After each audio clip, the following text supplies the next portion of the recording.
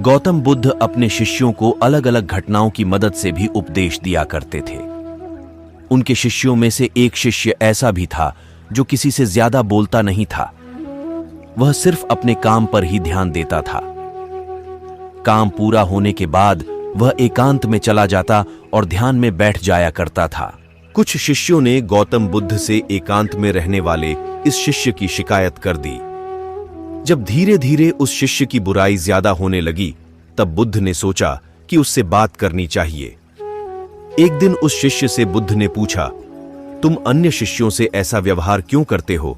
सभी शिष्य तुम्हारी शिकायत कर रहे हैं। शिष्य ने ध्यान से महात्मा बुद्ध की बात सुनी, फिर क्षमा प्रार्थना के स्वर में उनसे बोला, तथागत, मैंने यह तय किया है कि जब तक आप यहां हैं, मैं आपसे एकांत और मौन का महत्व समझ लूं।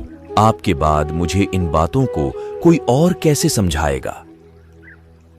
उस शिष्य की ये बातें सुनकर बुद्ध को भी आश्चर्य हुआ।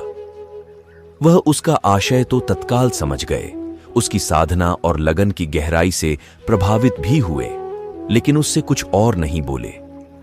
उसके जाने के बाद बुद्ध ने अन्य शिष्यों को समझाया, तुम सबने इस एकांत प्रिय शिष्य की गलत शिकायत की है। तुम लोगों ने उसे जाने बिना उसके बारे में अपनी गलत राय बना ली। तुमने देखा कुछ और, समझा कुछ और।